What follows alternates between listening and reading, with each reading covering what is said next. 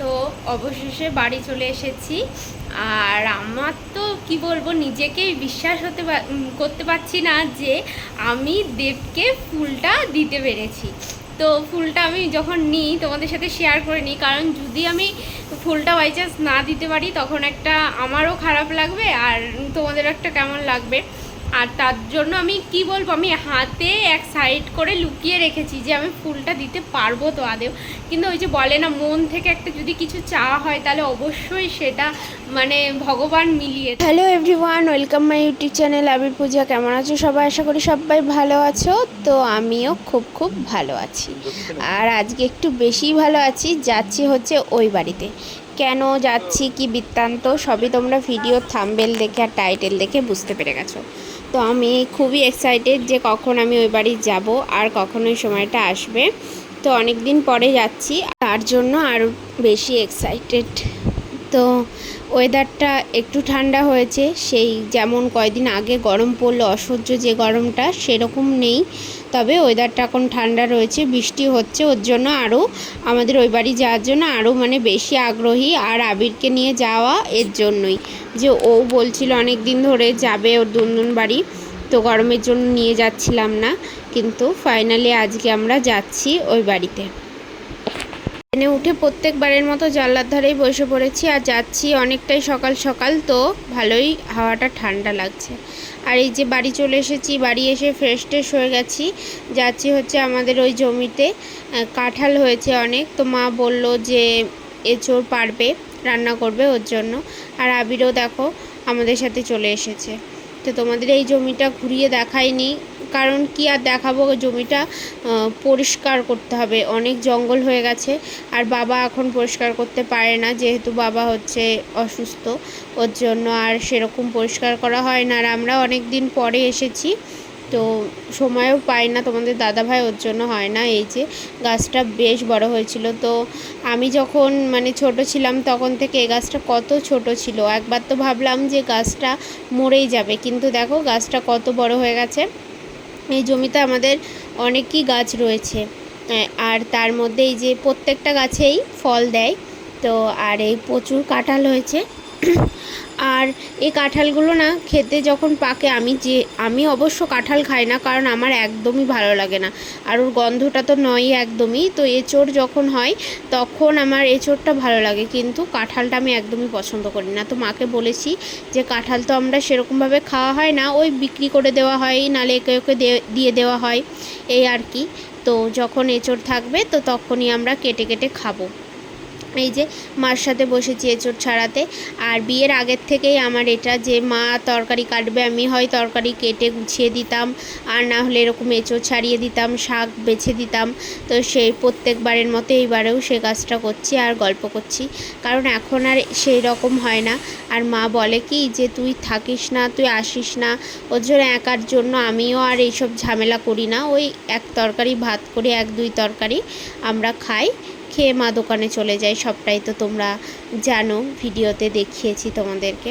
তো এখন এই গল্প করছি আর তাড়াতাড়ি করে এঁচোড়টা ছাড়াচ্ছি। তো চলো ভিডিওটা তোমরা স্কিপ না করে দেখতে থাকো।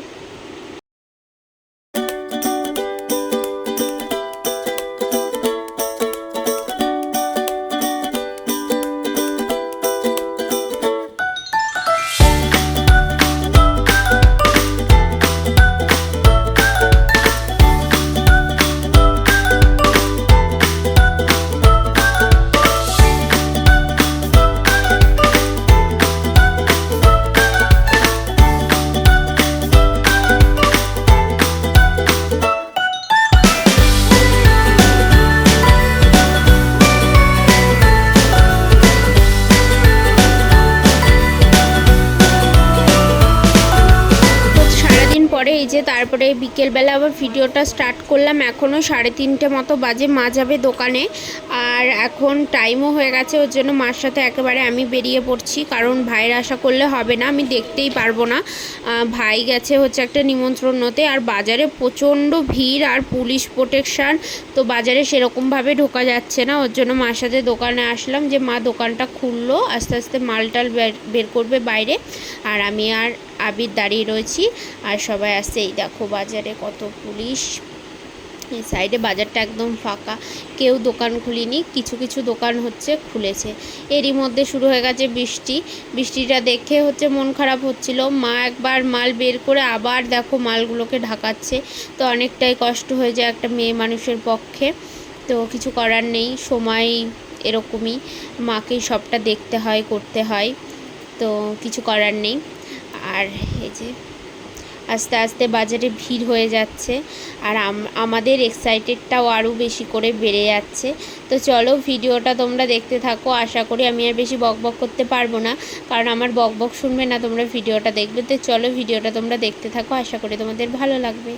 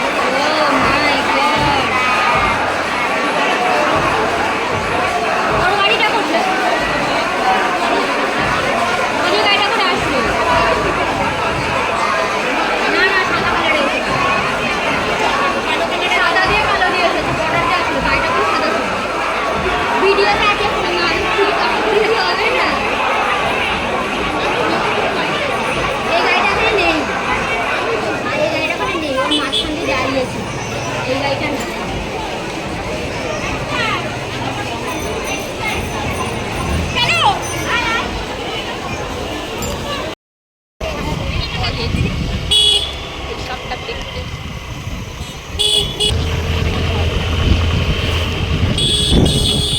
একবার দেখে মন ভরে না, মনে হয় যে বারবার যাই।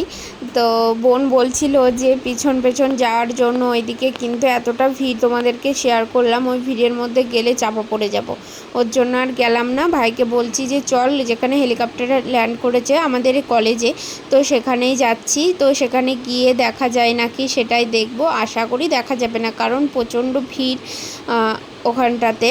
আর এই যে রাস্তাটা ফাঁকা, কারণ এদিক দিয়ে চলে গেছে, ওই সাইডে গেছে বলে এখন ওই সাইডে ভিড় হয়েছে। তো এখন যাচ্ছিলাম যে কলেজের ওখানে, তো দূর থেকেই দেখে বোঝা যাচ্ছে কতটা ভিড়, প্রচণ্ড ভিড়।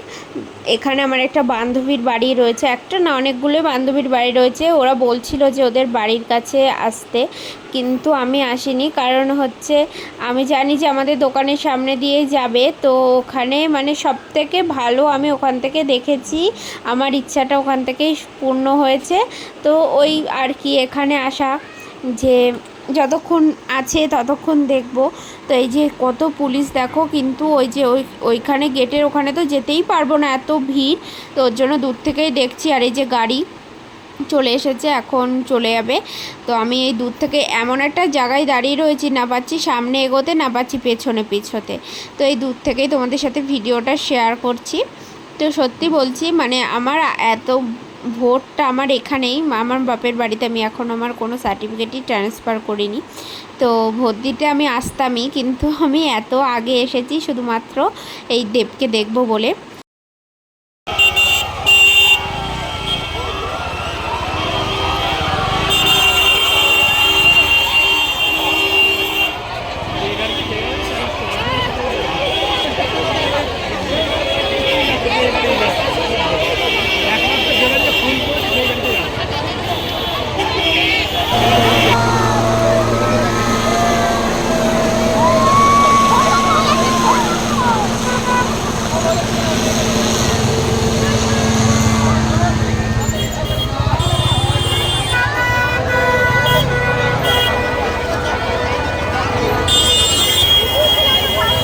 আমি দেবের সাথে ফুলটা দিয়ে মানে আমি নিজেকে মানে খুব আমার খুব ভালো লাগছে আজকে। মানে কতটা আনন্দ লাগছে যে আমার জীবনে অন্তত এই একটা ইচ্ছা যেটা আমি পূর্ণ করতে পেরেছি। আগেও একবার আমি কাছ থেকে দেখেছিলাম, কিন্তু তখন আমি মানে কোনো রকম হ্যান্ডশেক বা কোনো কিছু আমি দিতে পারিনি, কিন্তু এইবারটা আমি দিতে পেরেছি। একদম রাজনীতির দিক থেকে নয়, একদম মানে সিনেমার দিক থেকে আমি দেবকে সত্যি মন থেকে খুব ভালোবাসি। তো আজকে আমি ফুলটা দিয়ে সত্যি খুব খুশি হয়েছি। তো এখন হাত পা ধোবো, ফ্রেশ হবো, চেঞ্জ করব। মা আবিরকে খাইয়ে দিয়েছে, আবিরকে খাওয়ানো হয়ে গেছে, ওকে একটু জল টল খাই, আমি নিজে ফ্রেশ হয়ে এখন সুস্থভাবে ভিডিওটা আবার দেখব। তো চলো দেখা হবে পরের ভিডিওতে।